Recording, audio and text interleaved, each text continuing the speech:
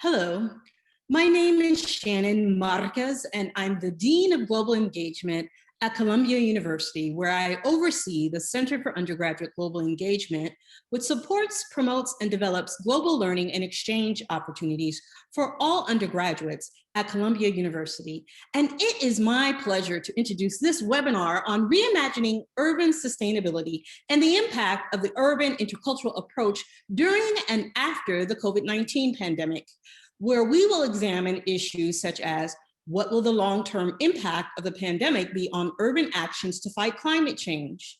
And while urban dwellers show an increased predisposition toward bold environmental policies, thinning financial resources might render the costs of green transitions unbearable to municipalities. So this webinar will offer insight into cities' capacity to implement a green recovery and explore the potential emerging forms of multilateral, multilevel, and multi-stakeholder partnerships.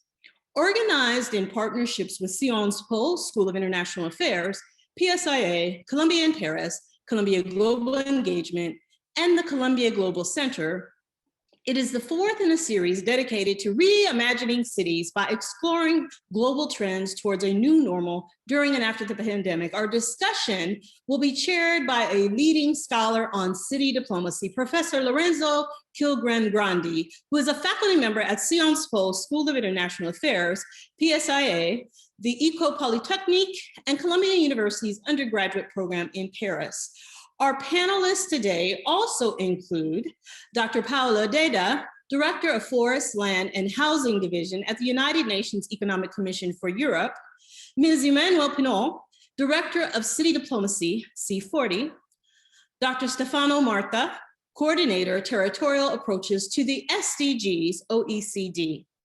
And Professor Lorenzo Kilgren-Grandi will facilitate the discussion exploring approaches to urban sustainability, as well as reaction and recovery, followed by a Q&A facilitated by Ms. Lou Garcia, Sciences Po graduate student. She will ask the first question when we get started in the Q&A. So at this time, I'd like to hand over to Dr. Lorenzo Kilgren-Grandi to get us started. Thank you. Thank you very much, Dean Marquez, for your kind words. And it is, of course, a great pleasure for me to chair this conference and share the virtual stage with you and such a distinguished panelists.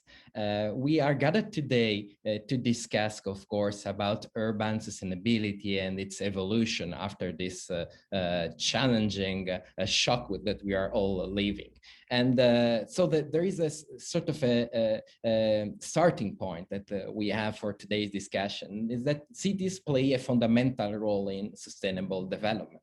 And the reason why we say that might seem, in fact, a little paradoxical, because the origin of it is, in fact, that there is little thing that is so unsustainable than cities. Cities are, in fact, the cause, the major cause of climate change. And we see that this climate change, which is originated by the cities, the economic production, and the citizens themselves, are, in fact, impacting and worsening the social component of development and increasing inequalities that, of course, live all across our cities throughout the world. So this is quite a challenging situation, but cities are aware of that, and they are taking the responsible reaction, and they are doing their best, of course, to react, to solve this kind of crisis, and do this, as we will see, in a very participatory,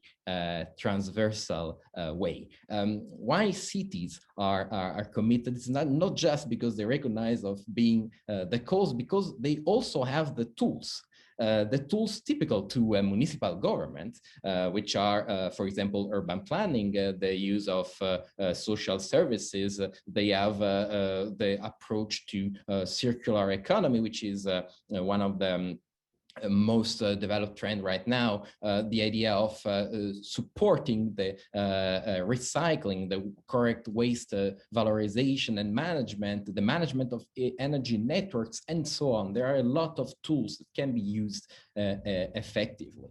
And we can see that the cities are more and more doing so, and we will discuss how they are also cooperating with that. So what is wrong? What is wrong is, unfortunately, that as the pandemic has shown us, there is a gap. There is a gap between the will, what cities want to do, and what is still our present, what is happening today. We have seen how, in fact, the pandemic has highlighted and worsened many elements of accessibility of our cities. Our cities are, in fact, not as resilient as we would have appreciated. Nevertheless, there are some encouraging points. One, which is, I will just select a couple and then discuss this with our panelists. The first one is very local. And I would like to say it's even psychological. It's the predisposition of people toward sustainable development. So these people have really suffered from the deprivation to nature, given that most of human population have experienced some sort of lockdowns.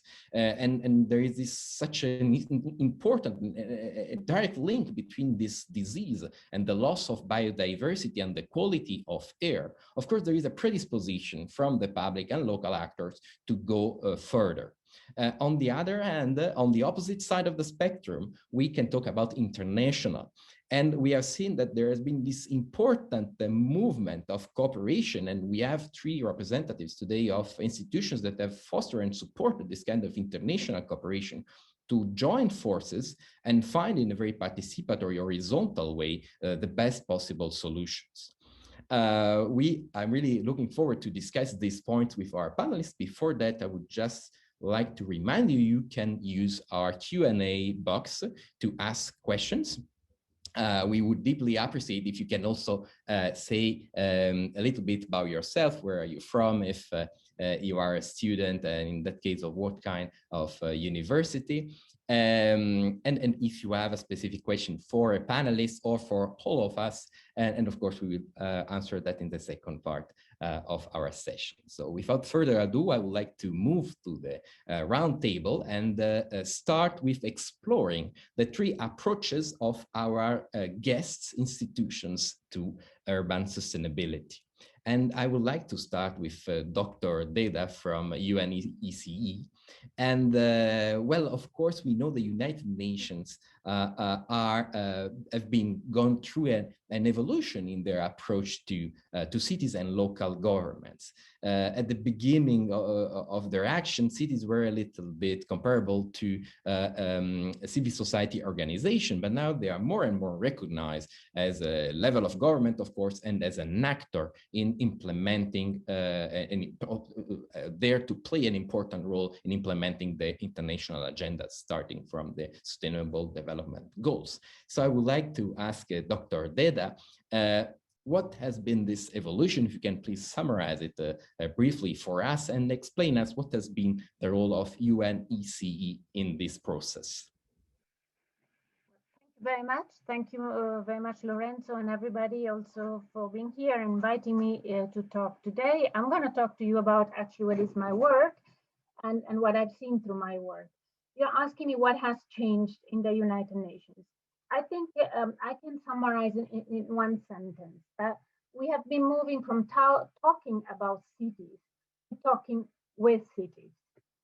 And that's the main difference. So how is this change happening?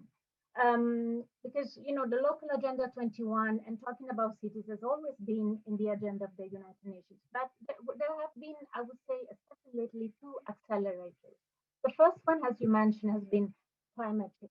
It was very clear that while climate change decisions are being taken at the national level or international level, is really the local level that has to implement some solutions, big energy, buildings, transport, nature-based solutions in cities. They are all action taken at the local level. So that gives a reason more to talk with cities, right, about what solutions to find for global issues. The second accelerator also you mentioned is the pandemic.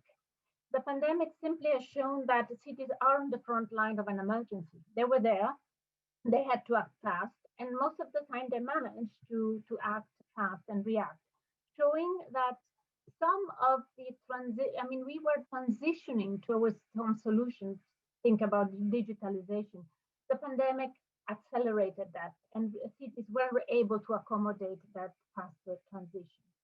Now, you asked me about UNICE in particular. First of all, I think that most of the students, when they hear United Nations, they know what we are talking about. UNICE is one of the many UN acronyms that are not necessarily easy to understand or know. It means United Nations Economic Commission for Europe. Although it doesn't necessarily focus only on Europe, the United Nations has 5 regional commissions, so 5 entities that work and deal with regional issues. And the EC region includes North America, Europe, EU, as well as Central Asia and Russia and in Eastern Europe. So let's say there's a kind of the Northern Hemisphere. It covers 56 countries which work together normally as in the United Nations. And yes, UNICE has been working closely with cities. How? Well, it has started actually, well, UNICE has a committee that is called Committee on Urban Development, Housing and Land Management. That's a committee for member states, where member states participate in the work of UNICE, dealing, as we said, talking about cities. But how did we talk with cities? We started in 2018 with an experiment. We organized a day of cities. It was not an intergovernmental meeting, meaning that there were no decisions to be taken, no recommendations. It was just offering a stage to mayors to really share their views and challenges vis-a-vis climate change. That turned out to be a success. We had 40 mayors that were really able to share their experience, case studies, talk to each other, and we realized that member states were also very much excited to hear also the practical level that they were tackling problems with. Normally in the UN, we only hear at a very, I would not say abstract level because it's not, but it just, at the level of decision making, not really at the level of implementation. So we moved to 2020 in the very middle of the pandemic with the first forum of mayors. And that was a true intergovernmental meeting because was part of the committee, but it was a part of the committee dedicated exclusively to mayors, where they were actually still discussing and presenting, and you can imagine what, right? They were talking about how they faced the pandemic, how they addressed the pandemic. At the same time, though, they were able to adopt their own declaration. So I invite all the students to check and Google it, Geneva Declaration of Mayors. It's a substantive document adopted by the government, of course, with the approval of member states. And we are not putting mayors against ministers. Everything is done with the understanding and the mutual sort of interaction between local governments and national governments. And they adopted a declaration of mayors. That is a sort of blueprint of what the city of the future will look like, also vis-a-vis the pandemic. So I hope that this is really in a nutshell. I know you want me to stick to 5 minutes, so perhaps I'll say more later on other actions that can be taken and UNICE is facilitating. But I thought it was important to talk about a new forum that has been created that really allows this interaction between governments and local actors, which I believe is very important. Thank you very much, Paola, for this inspiring overview of the evolution of the UN approach to cities. And thank you also for respecting the time. I'm sure we will be able to come back and discuss further your action. And I think that what you were mentioning, this importance of bringing mayor together and discuss and exchange is one of the key elements that we probably all agree on. And about that, in fact, I know another forum which is fostering meeting and exchange between mayors is in fact the OECD. And I would like to leave the floor to Stefano Marta, Dr. Stefano Marta, to present us the OECD approach to urban sustainability. Thank you, Lorenzo. Thank you to Sciences Po and the Columbia University for the invitation. As you said, the Oecd, in particular, my center, the Center for Entrepreneurship, SMEs, Region and City, is working specifically with mayors. Our approach to sustainability, I would mention a specific initiative that stresses how we are working with cities on sustainability. And this initiative is called Territorial Approach to the SDGs, to the Sustainable Development Goals. Basically, the goal of this initiative is to work directly with cities, with mayors, with policymakers, with all the stakeholders in a city, to understand how the Sustainable Development Goal can be a tool for policymakers at the local level to strengthen the sustainability dimension of their policy, of their strategy, of their programs, and of their actions. Before explaining a bit more, which are some of the findings of this report, of this initiative, an important thing that I would like to stress is that the Oecd is also an organization that is mainly referring to national governments. And to respond, to adopt the SDGs, the member countries have signed an action plan on the Sustainable Development Goals in 2016. And this action plan that was signed by ministers of national government already stressed the importance of the local dimension of the SDGs. So basically what this action plan was stressing is that in order to achieve the SDGs, first we need to engage with cities and regions, and second, we need to go beyond national average when we want to measure progress towards sustainability. So with this program, we started with three main assumptions that we have confirmed. This program was launched in 2018, in July 2018 at the Level Political Forum, and we had three key assumptions. The first one was that the SDGs, the Sustainable Development Goals, are a shared responsibility across levels of government, as also Paola has mentioned. And in these 2 years and a half of the program, we have been able, through an indicator framework that we developed, to estimate that 100% of the, at least 100 of the targets, 65% of the target of the SDGs will not be achieved if cities and regions are not properly engaged. And in addition, we know that 60% of the public investment in OECD countries come from cities and regions. And these public investment usually are in sectors that are key to achieve the SDGs, like water, infrastructure, education, health, and so on. And another important point on this multi-level governance of the SDGs, if you want to call it like that, is that some national governments, like for example in Japan and Germany, are already using the Sustainable Development Goals as a tool to better work with their cities, and they have put in place some program with also some financial support to engage their city in sustainability and on the SDGs. Second important point was this idea of measuring progress beyond national average, because we saw, for example, with the MDGs that by measuring progress only with national average, sometimes a country can have progress globally, but this national average can mask very important pockets of disparities, inequality, and poverty within the country.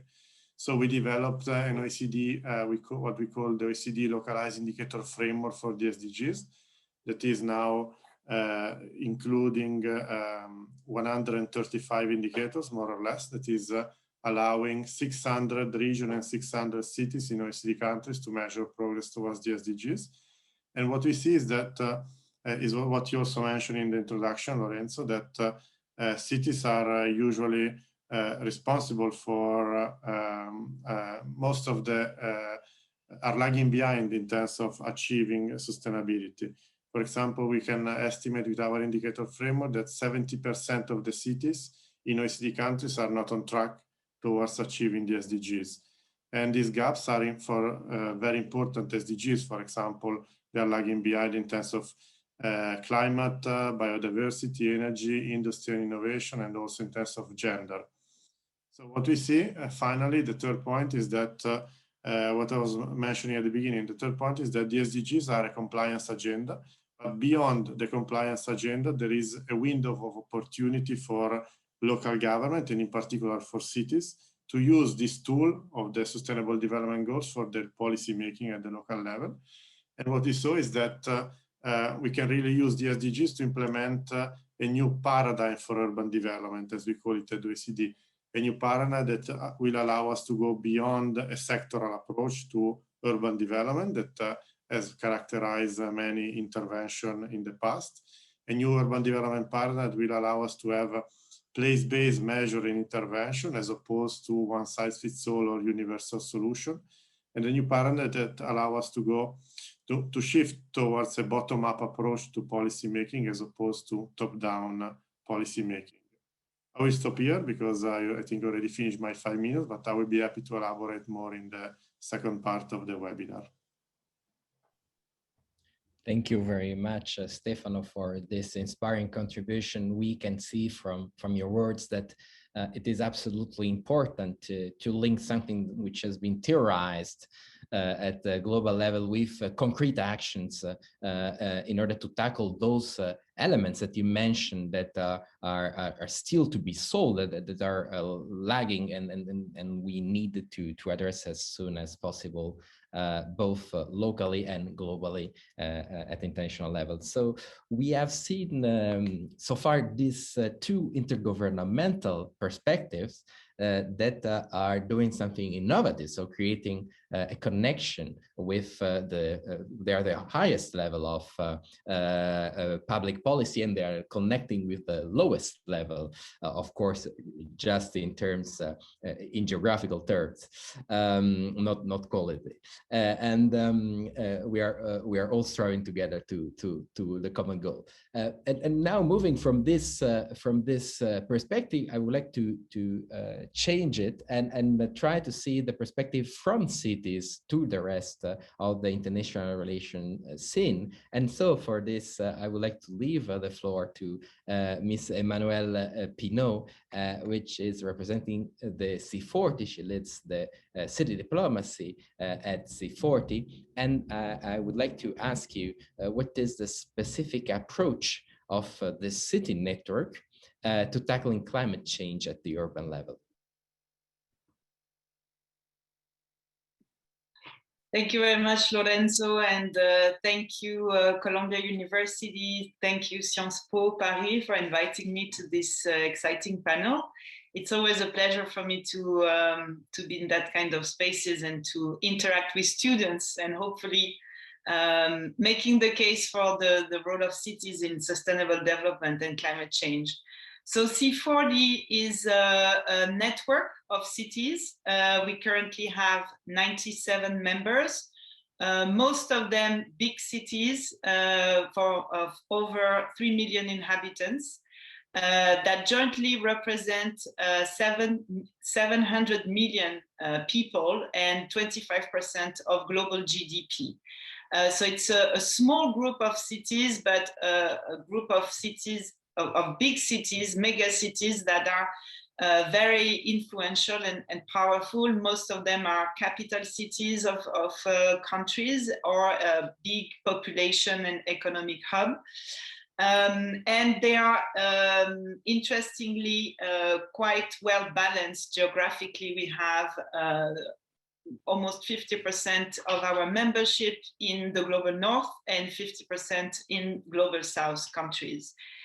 I think it's really important to understand that city networking is an association of local governments, a bit mirroring what we just heard from the United Nations and the OECD, but at the city level. We are connecting cities, and within cities, mayors. There is a very strong interest in engaging directly with the political leadership. And in fact, the whole mission and the network itself is based on the recognition that mayoral leadership is absolutely crucial and political leadership is absolutely crucial to achieve the mission.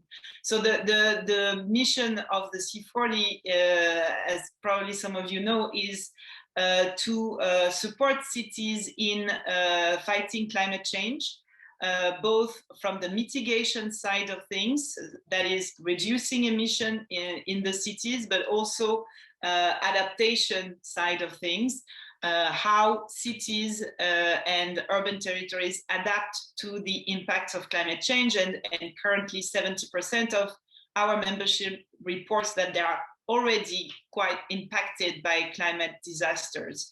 So there is a strong focus in our network in engaging mayors and mobilizing mayoral leadership, because we think that local policy and local climate action can really make a difference, and is actually in many occasions much more ambitious and efficient than that of national governments. And there are numerous cases of countries where the national government is not taking climate action seriously, whereas cities in these countries are actually leaders on different aspects of climate action. So how we are doing this, there are different specific activities, but I would highlight here 3 of them. First of all, C40 has been supporting quite strongly its membership in the last years to commit them to implement the most ambitious goal of the Paris Agreement. I'm referring to the Paris Agreement on climate change from 2015, which is a UN instrument, an intergovernmental instrument. But as with the SDG, where cities have an important role to play. And this agreement commits nations to limit the world's rise in temperature to 2 degrees and pursue efforts to limit it to 1.5 degrees. C40 has been helping mayors to take the most ambitious commitment and really targeting 1.5 degree and supporting them to do climate action plans towards net zero emission of carbon by 2050, which is now quite a mainstream target by many governments. But has been originally really championed by mayors since COP21 in Paris. The second element of our work, based on this very strong political commitment and forward-looking towards climate neutrality by 2050, is supporting cities in accelerating action now, because if we want to achieve carbon neutrality by 2050, we have to start reducing emissions now, particularly in this decade between 2020 and 2030. And the IPCC tells us that the world needs to halve our emissions by 2030. So we've been supporting cities and mayors to do this, to achieve this reduction by 50% of their carbon emissions by 2030. Through a number of specific policies in buildings, in the building sector. So how we improve energy efficiency in buildings, how we develop renewable energy and distributed energy systems, how we reduce waste and improve waste management in cities, and some other actions that really help cities dramatically reduce their emissions in the years to come. This is a fundamental part of achieving the goal of climate neutrality by 2050. We can't get there if we don't act now. And the third element of our work is not only to support the mayors that are a member of our network to do this work, but also to inspire other actors, and particularly other level of governments, to do the same. So other cities, obviously, that are perhaps smaller cities, are also, we're working strongly with them to help them get to that level of ambition and get to that level of delivery. But also, and a lot of our diplomatic work is focusing on how this action by cities is influential and positively influences the level of ambition of national governments.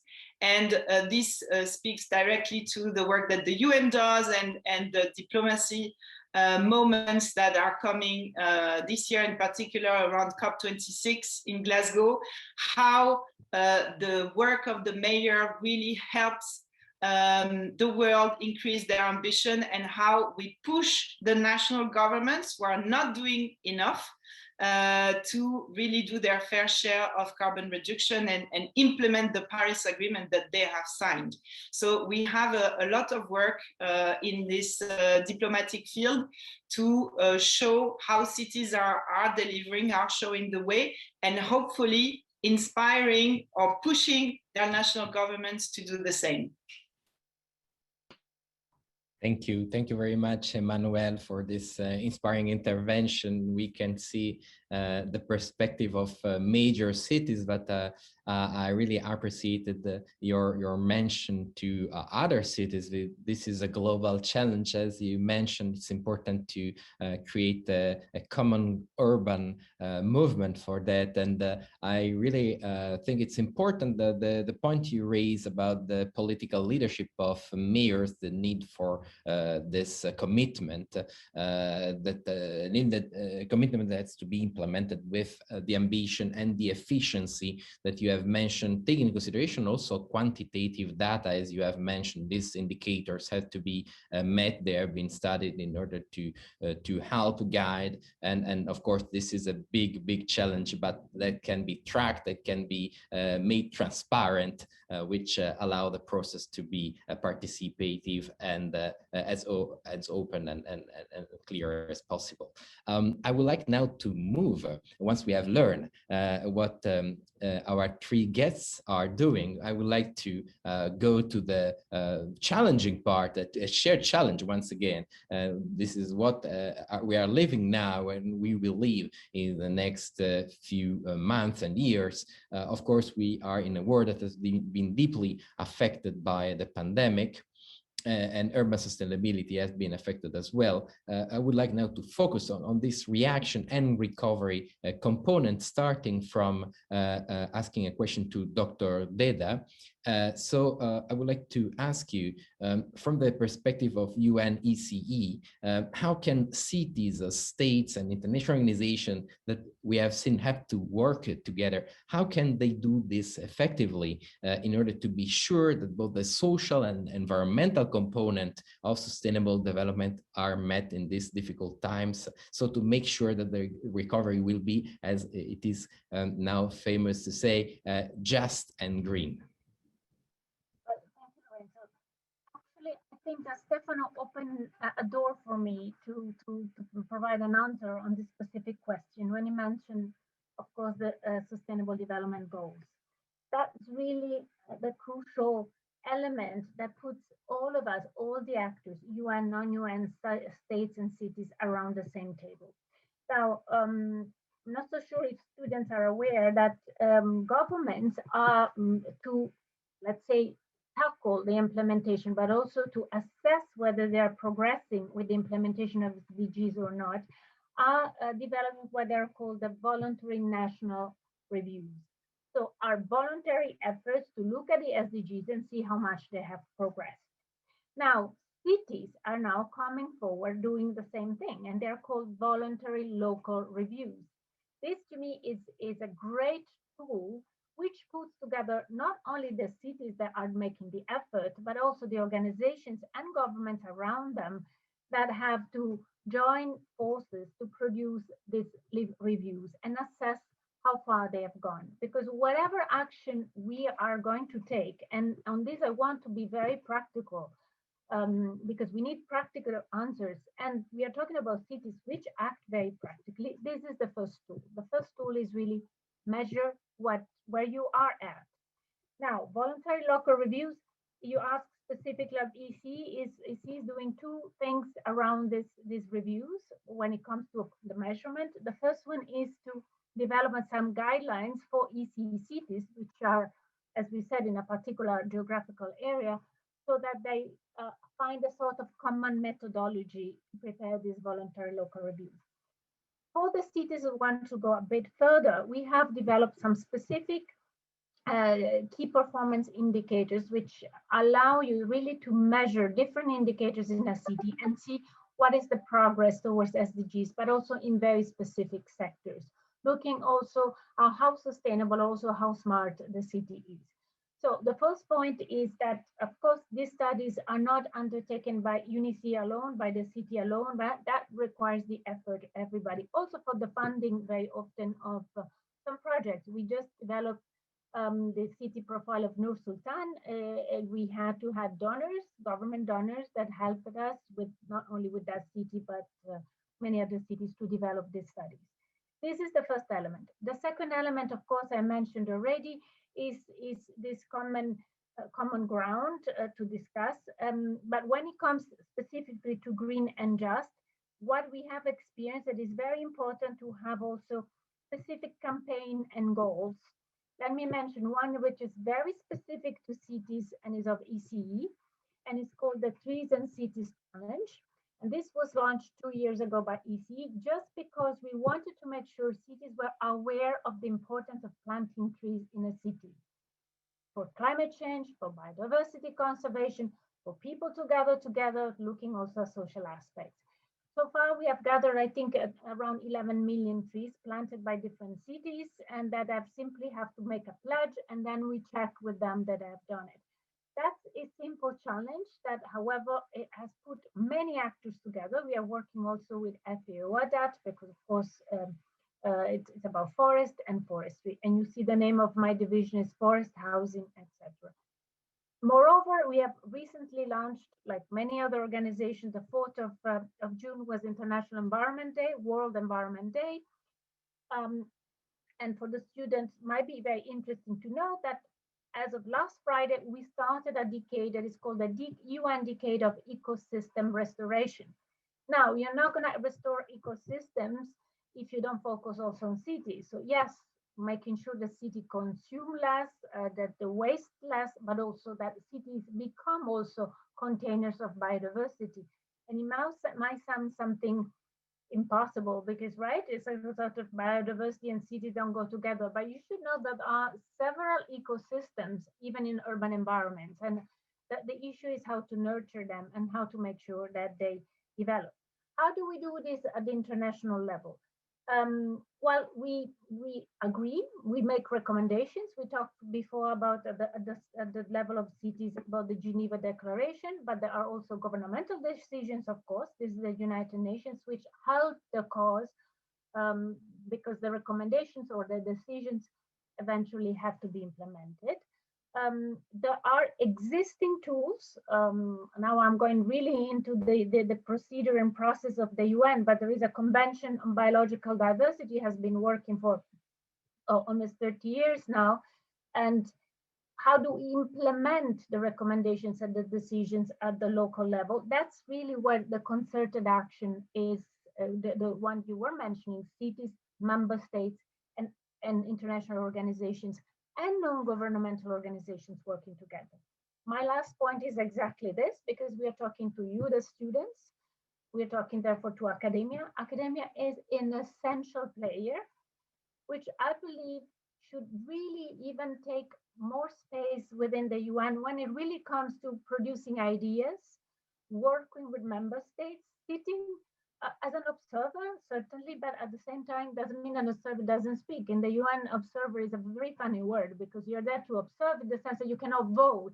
It doesn't mean you cannot speak. So you, the students, have an enormous power in this regard because it's by tackling these issues, by writing, by studying it, but also by following international discussions and participating in them, that you can make a difference as civil society, as academia, as students.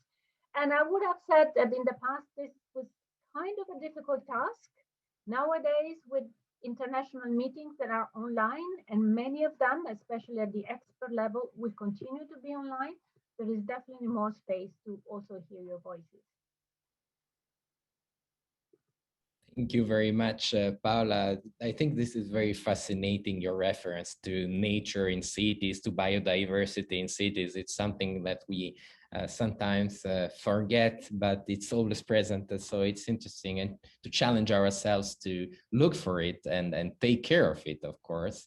And I also highly appreciate the focus that you have done on the voluntary local reviews. I think this terms itself covers it all. You have the voluntary, it's a will, the political will of leaders, but also the population, local element, of course, and the review, the need to assess it and make sure the plans are met and make it transparent. I think that's absolutely essential. And now I would like to ask Dr. Marta.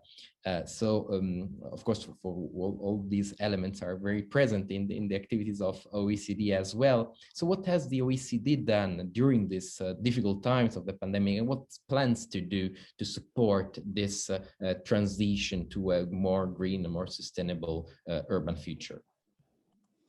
Thanks, Lorenzo. During this year, in the year and a half of the pandemic, what we have been doing is to conduct a sort of stock-taking exercise with more than 100 cities that are part of our network, both through the OECD Champion Mayor Initiative and also through our committees.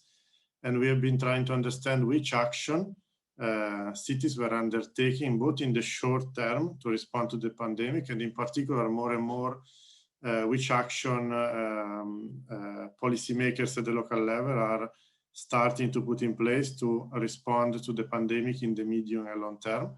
And we have identified 10 lessons from COVID-19 for cities and urban policy that I would like to briefly mention in my intervention.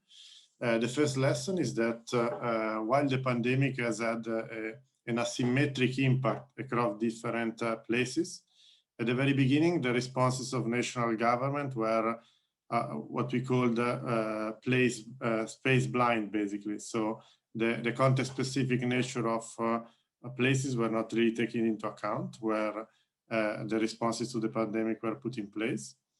The second lesson that we have learned, is that the pandemic started as an health crisis, but very soon it became a systemic economic and social shock that was mostly suffered by cities, because in cities where cities are engines of growth, and also it's where most of the people live and work.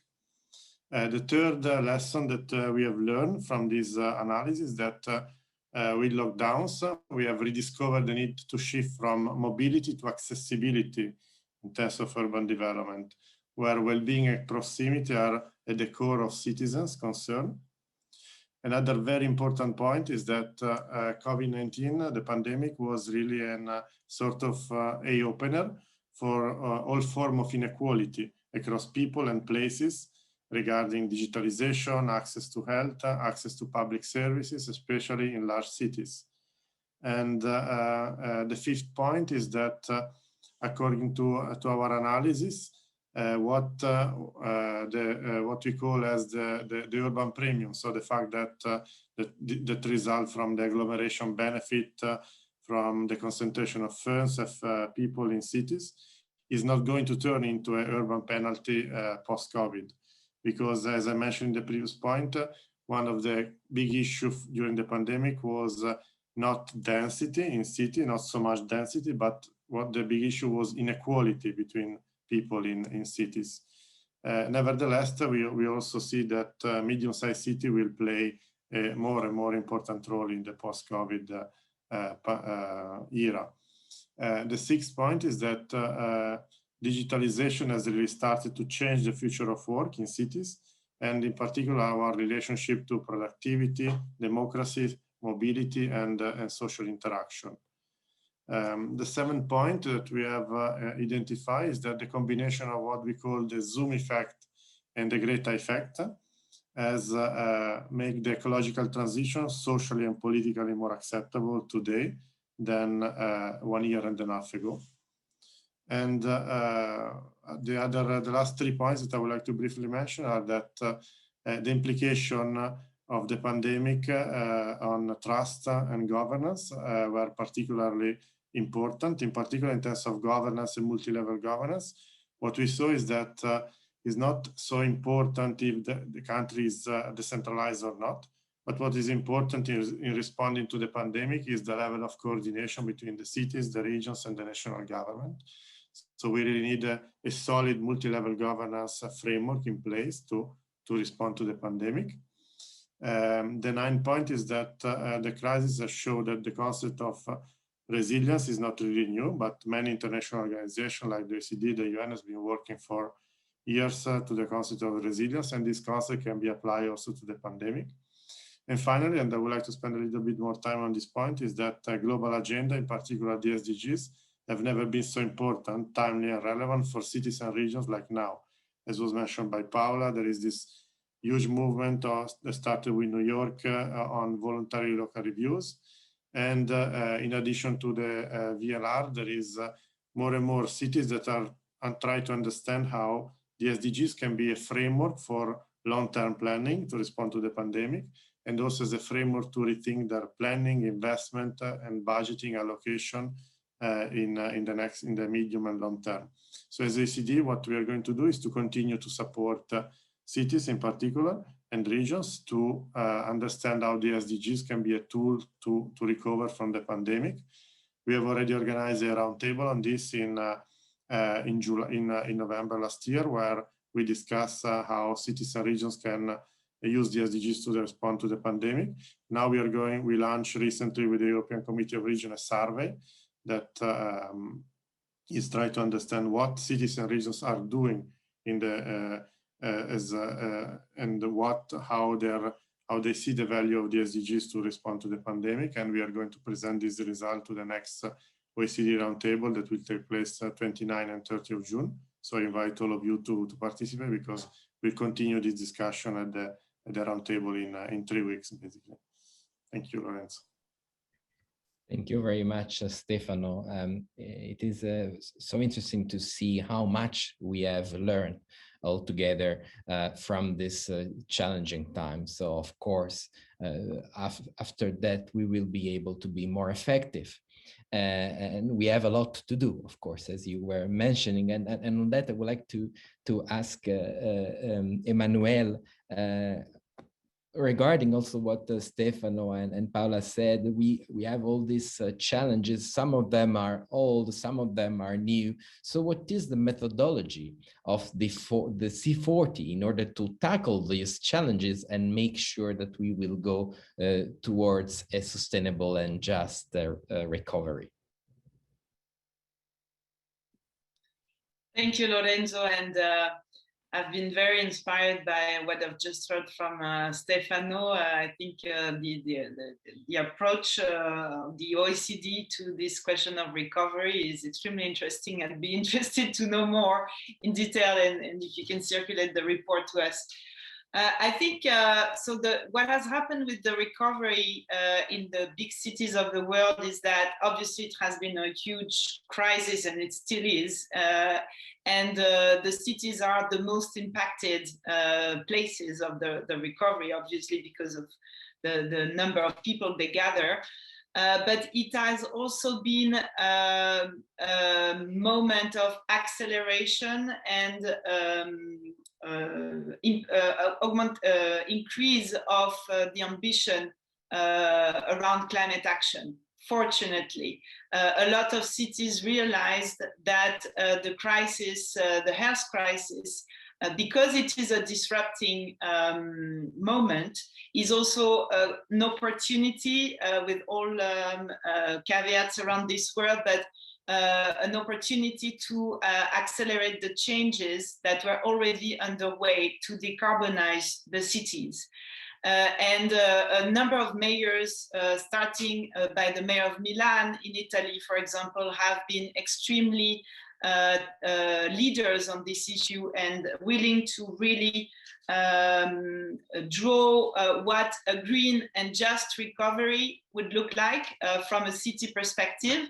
So they have come together and created what we call the mayor's agenda for green and just recovery, and defining a set of principles for their vision on the recovery post-COVID, and how climate action and decarbonizing cities is central to it.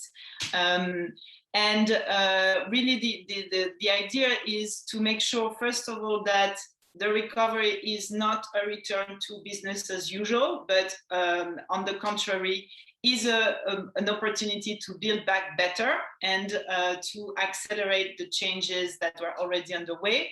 Second, the recovery of the crisis and its subsequent recovery is an opportunity to effectively put equity and inequalities at the center of climate action, something that was already happening in a way, but again has been accelerated with the crisis. So making sure that any action that is being taken in the city to decarbonize, for example, is done in an inclusive and equitable way and really benefits to all the inhabitants of the cities and not a small group of privileged people. Then there is a number of actions, specific actions that the mayors have been taken. For example, in many cities of the world, Paris, Barcelona, North American cities, we've seen mayors taking the advantage of car traffic being almost stopped in the city centers to dramatically increase the size of bike lanes and trying to prepare precisely that the moment where people are going to go back to city centers, they will use sustainable transport and not come back to their cars. So it has accelerated many actions of the kinds. Mayors have been also starting to look seriously at the question of jobs and the employment issues generated by the transition to a low carbon city and to a low carbon society, and entering a little bit more in the question around just transition and how we work with trade unions, for example, to ensure that the jobs related to shifting from fossil fuel energy systems to, and coal in particular, to clean energy system and renewable energy. It goes with the creation of good jobs that are equitably distributed. And finally, a very important element, of course, increasing the advocacy to the national governments again, to make sure that the decisions being taken and the plans, the recovery plans that are being designed and implemented in countries, particularly in G20 countries, are actually green and just. And that includes, for example, a very strong call in for ending fossil fuels investments and phasing out coal investments and financing. This is a message that the mayors are taking very strongly to spaces like the G20, the G7, and will continue to take, obviously, to COP26, which is, again, the biggest moment of this advocacy this year. Thank you very much, Emmanuel. I like this enthusiasm that we can see from your words, and that is the enthusiasm, of course, of mayors to deal with such a complex and diverse set of challenges, but that, as you have been mentioning, those challenges are connected to one another. It is important to have a sort of a holistic strategy that encompasses the different actors, both at local, national, and international levels. Before going to the Q&A, I would like to leave the floor to Ms. Lou Garcia, Sciences Po graduate student, for the first question. Thank you very much, Lorenzo. Really, it's a pleasure for me to be here with all of you. That's a great occasion to ask questions to great panelists. And I encourage everyone to ask a question in the chat to make sure that you will have an answer. I see there is already one. So please feel free to ask your question. That's the occasion.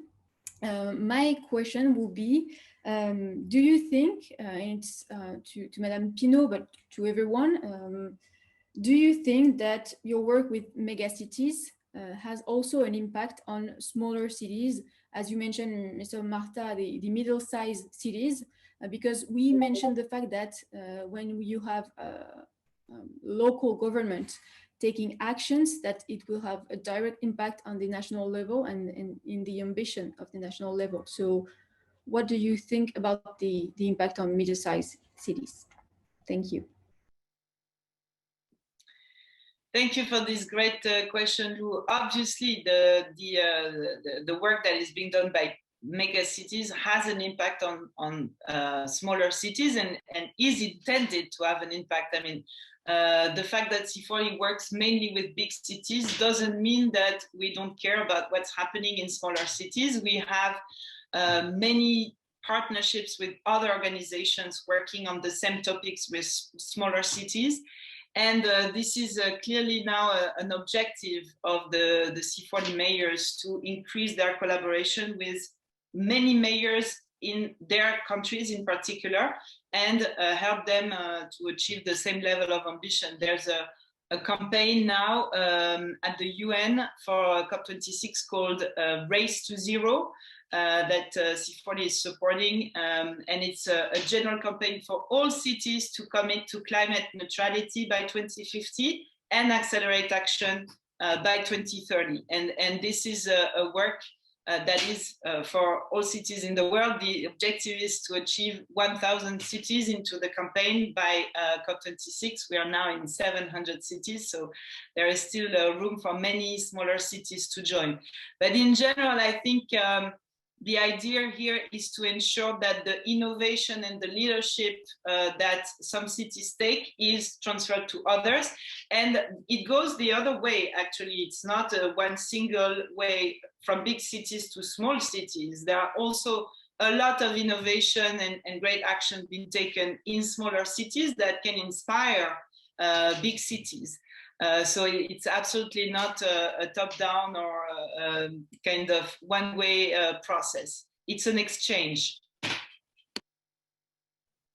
Thank you very much, Emmanuel. Paola and Stefano, would you like to add something? Well, I just wanted to make a parallel with government. If you look at the UN, there are 193 member states. Some are extremely small, smaller than cities. For instance, if you think Andorra, San Marino, some others are gigantic, like the United States or Russia. Still, they are all around the same table. And when in the UN, you know, the rule is one country, one vote, right? So no matter how small or how big you are sharing experiences, you're sharing problems, challenges, and solutions. So similarly, of course, cities can have the same type of participation. And now I'm talking about participation in fora or networks, be it C40 or other networks, and there exist many. Now, the difference is, of course, in the scale of problems and how to address specific problems. Within the UN, there are a group of countries. You might have heard, for instance, of the SIDS, that are small island developing states. These are small countries, there are islands, they are developing, and they get together because they have specific plans, right? They have some action plans that are specific for them, or landlocked countries, countries that are surrounded only by land and no access to sea, and etc. Or, you know, other groups called WEOG, etc. So similarly, what I would expect is cities will start also this type of alliances. And in EC, we have been looking in particular medium-sized cities because they started doing this sort of networking amongst themselves, and because they were sharing similar problems. And that is also something that I expect that as the city governance developed, will also develop much more, because it's not only looking up to the biggies or learning, you know, that is also really getting together when you share similar concerns and similar challenges, because it's much easier to learn how to solve certain problems if you also have them and you have them of the same scale. Thank you very much, Paola. Stefano, would you like to add something? Yes, I have 3 main points to respond to Lou's very interesting question. The first one is that not only the work that we do with big city, with mega city, has an impact on other small and medium city, but it has also an impact on rural areas. And this is why the Oecd, when we develop the principle, the OECD principle for urban policy. One of the key principles is the importance of urban-rural linkages, because now it's really well recognized at the OECD based on our various reviews that we cannot deal with urban development without dealing with rural development and vice versa. The urban and rural policy are strictly connected, and therefore we need an approach that try to promote synergies between the big city and the small rural municipalities, rather than addressing them in isolation. So this is one of the first point. The second is that to recognize also the importance of interaction between the big city and the small cities, small municipalities surrounding the big city. We have developed at the OECD the idea of functional urban area. So the idea is that a city doesn't end at the administrative boundaries, but cities can also be considered as a functional entity.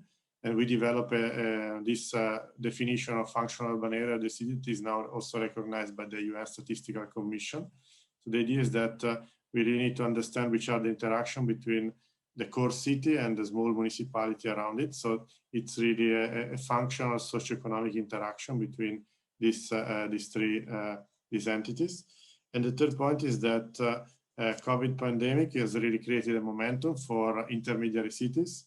And this is also now recognized by some big policy forum like the G20. The Italian G20 is really focusing very much on intermediary city. In the development working group, we are developing a principle for high-level principle for city-to-city partnership on intermediary city, because we really recognize the role that intermediary city can play in achieving the SDGs, and also the role of this partnership between intermediary city in achieving the 2030 agenda. So I think this there is really a momentum for the role of intermediary city also at the UN, at the G20, at the OECD, and so on. Thank you very much, Stefano.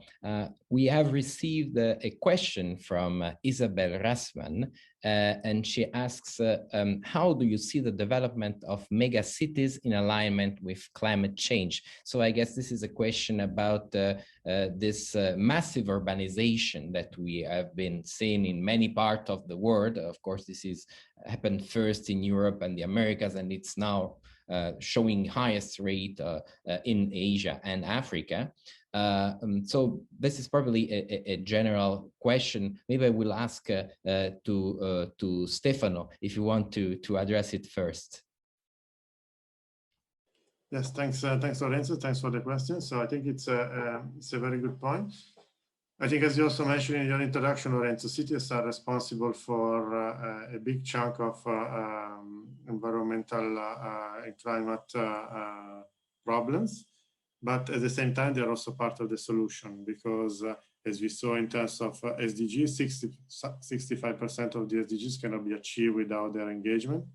And we know that in many states, in some states, cities were even more active than the national government in responding to the Paris Agreement and adopting the Paris Agreement. So I think cities can potentially play a very important role, and there are some recent development that can that are showing this. For example, the idea of the circular economy in city. At the OECD, we have a new program on circular economy in cities, and we are analyzing how through circular economy, cities can play a key role in responding to climate change.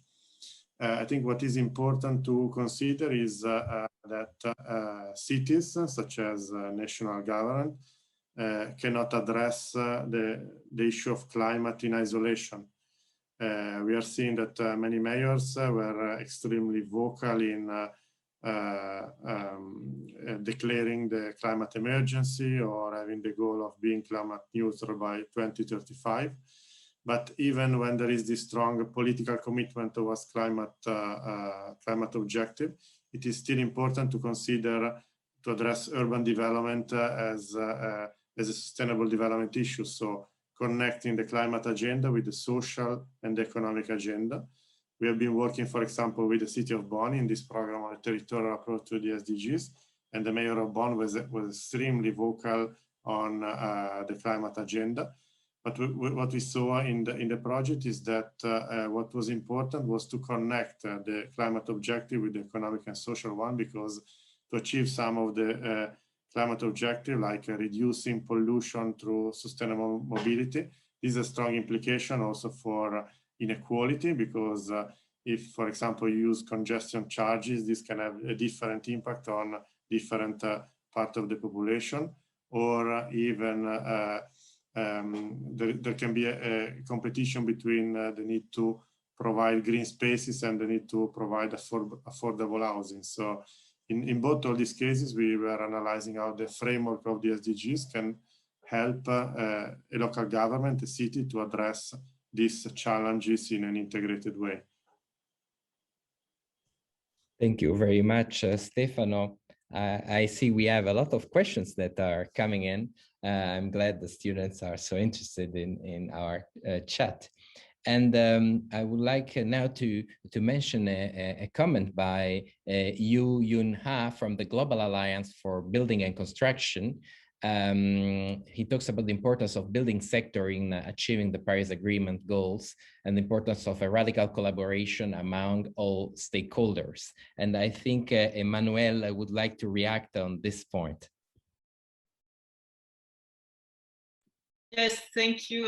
This is a great question. Just to say that buildings indeed are the sector that in many countries contribute to the most carbon emissions in cities, and therefore there is a huge opportunity to reduce emissions when you act on buildings. And this is what mayors are doing, practically acting on two levels. First, existing buildings and retrofitting them, so improving the energy efficiency to make sure that they consume less energy and therefore emit less emissions.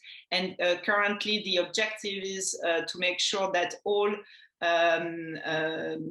buildings, existing buildings in cities are net zero carbon emission by 2050. So it's a huge work, obviously, especially in old cities like European cities, but also a huge opportunity for jobs creation. And this links with another question I see in the chat, the question of jobs and the employment generated by the ecological transition is particularly seen in cities and in the building sector with this program of energy efficiency and retrofitting.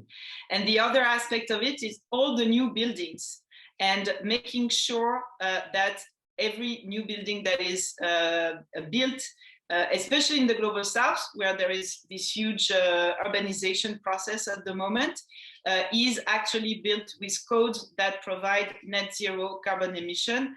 The objective here is from 2030, all new buildings are net zero carbon emissions globally. So we're working on those targets. Thank you very much, Emmanuel. Some inspiring and optimistic news from you. I would like to ask a question to Ms.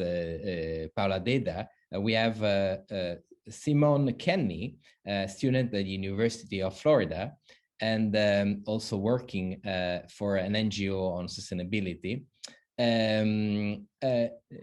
He asks, what can individual residents do to push their own mayors to take on similar leadership roles in terms of sustainable and green recovery?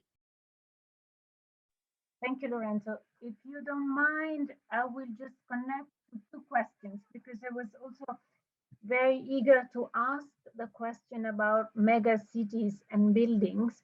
But if you allow me, by taking the UN hat off, so that is clear that I'm not speaking as UN, but I'm speaking as an architect and an urban planner.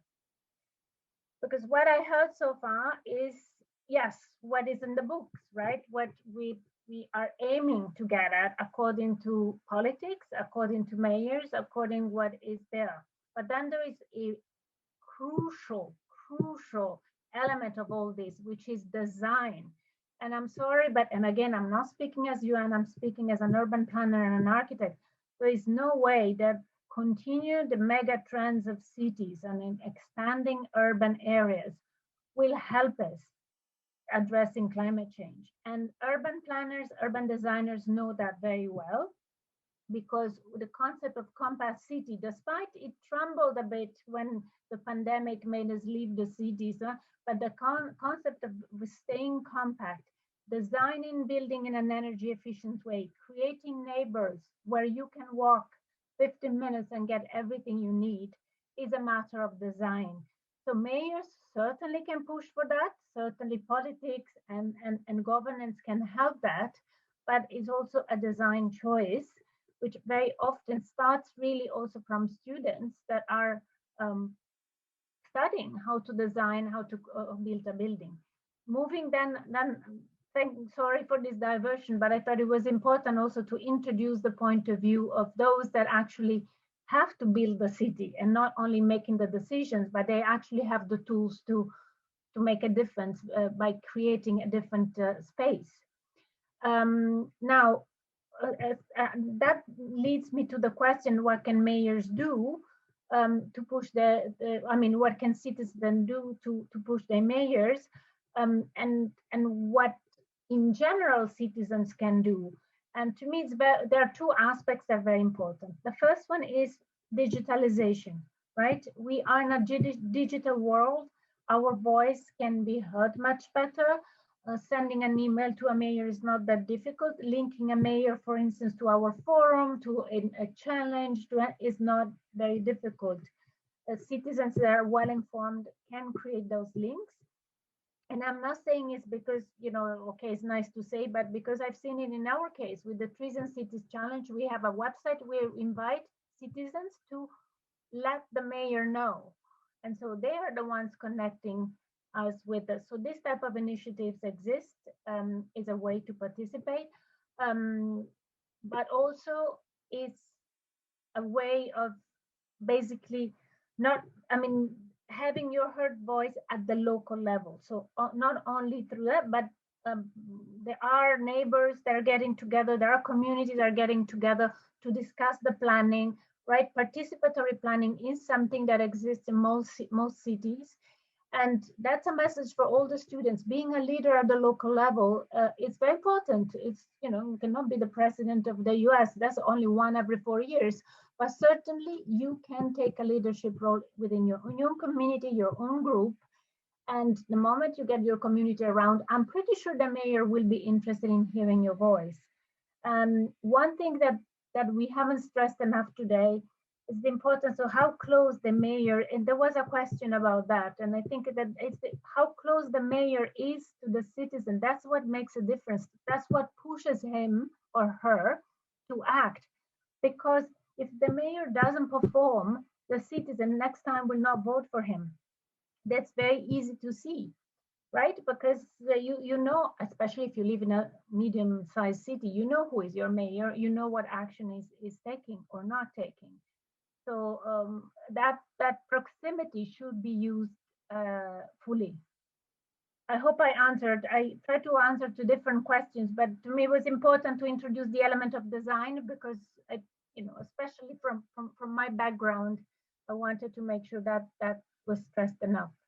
Thank you very much, Paola. That is very interesting. And I think it also answered the question of Noxolo Kidzwayo from South Africa. She was asking exactly what can people do and students do to act and cooperate. And I think this question you mentioned from Blanca Rincon on the role of mayors, it's also an element that interests a lot Emmanuel, and I think she would like to add something on this question. Thank you, Lorenzo, and thank you, Bianca, for this great question on what motivates action or inaction by cities.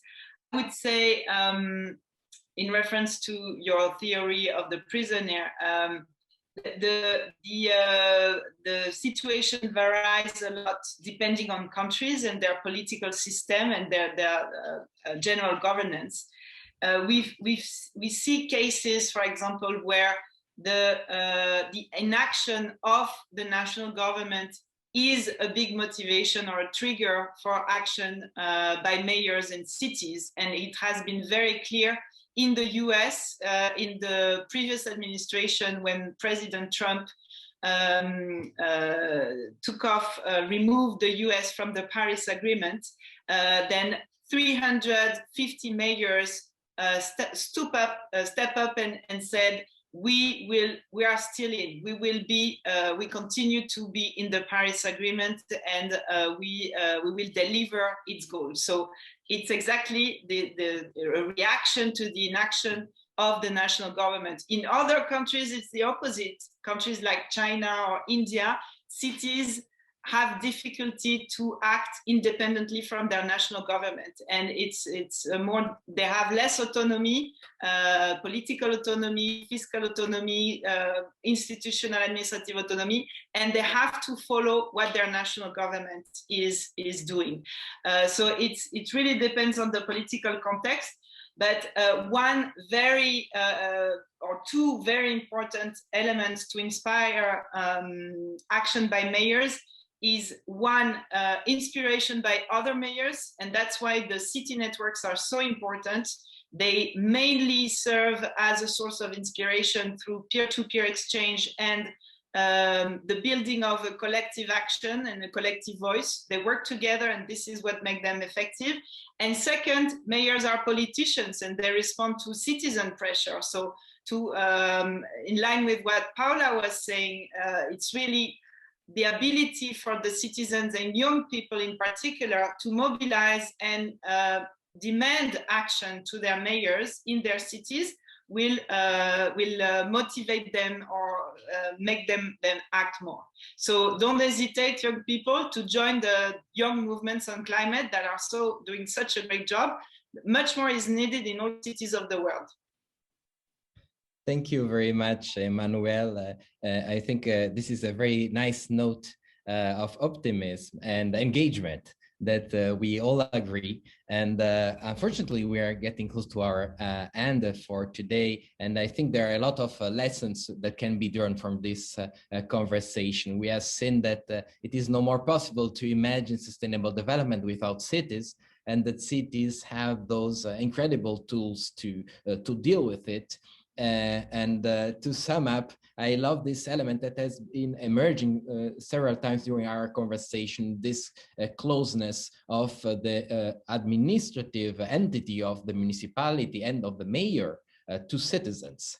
And so this really helps cities to interpret the hopes, the needs, and also to foster a dynamism and allow the local energy to develop a movement and do this locally, and at the same time, as we have seen on the international stage, connecting each other with each other between cities and connecting with national government when this is possible, as Emmanuel was highlighting, as well as with the international organization, encompassing the whole spectrum of international relations. So I'm afraid this is all the time we have for today. I hope you really enjoyed the webinar as much as I did. I would like to thank once again our panelists for taking the time and sharing their inspiring views. So Ms. Emmanuelle Pinot, Dr. Paula Deda, Dr. Stefano Marta, and thank you to Lou Garcia for helping us with the Q&A. It has been a pleasure. Thank you all the viewers for tuning in, and of course, goodbye and take care. Bye, thank you. Thank you.